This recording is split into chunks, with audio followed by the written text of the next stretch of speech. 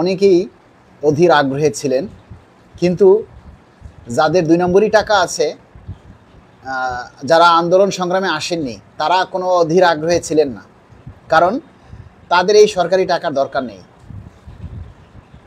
তো যাই হোক, যারা আগ্রহে ছিলেন তাদের জন্য বিশেষ কথাটা আগে আমরা জিনিসটা বুঝি। অনেকেই আমাকে পার্সোনালি ফোন দিচ্ছেন, মেসেজ করছেন, তাদের জ্ঞাতার্থে আগে আমি এই জিনিসটা ক্লিয়ার করি।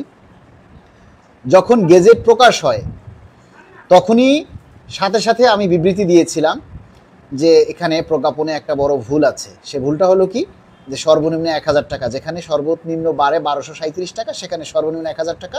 এটা অযৌক্তিক এবং এটা সম্পূর্ণ ভুল হয়েছে। তারপর থেকে আমরা যে আন্দোলন সংগ্রাম যাই লেখালেখি বা পড়াপুরি করে আসছি, তাদের সেজন্য কোনো কিছুই হয় নাই। এখন যেটা বাড়লো সেটা হচ্ছে ওই ভুলটা তারা শুধু সংশোধন করছে, যে সর্বনিম্ন 1000 টাকা, এটা একটা মারাত্মক ভুল। এই ভুলটা সংশোধন করে এখন সর্বনিম্ন 1500 টাকা করেছে। তার মানে হচ্ছে যে কর্মচারী আজকে যোগ দিয়েছে, অথবা যে কর্মচারীরা গত বছর, 1 বছর আগে বা 2 বছর আগে বা 3 বছর আগে কাজে যোগ দিয়েছে, যাদের চাকরি হয়েছে 8250 টাকা বেসিকে, শুধু তাদের ক্ষেত্রেই এই সর্বনিম্ন 1500 টাকা কাজে আসবে। এছাড়া কারো এই ধাপটা কারো কাজে আসবে না।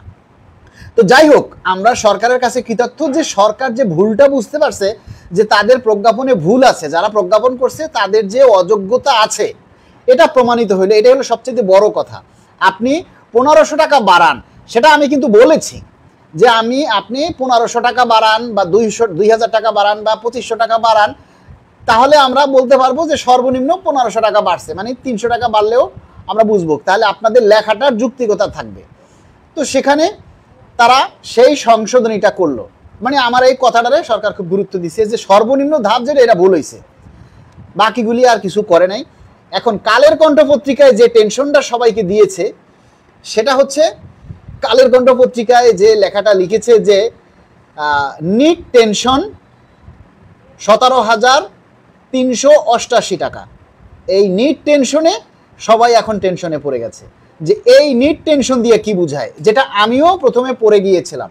এই নিট টেনশনের কথা শুনে আমিও প্রথমে ধরে নিয়েছিলাম যে এবার সরকার সবাইকে এটা দিল যে আমরা বাড়ানো করছি, তো সরকার এমন বাড়াইছে যে 17,388 টাকা বেসিক যাদের, তারা হচ্ছে 15% পাবে। এর উপরে যাদের বেসিক, তারা অল ওভার আপনার 10% পাবে।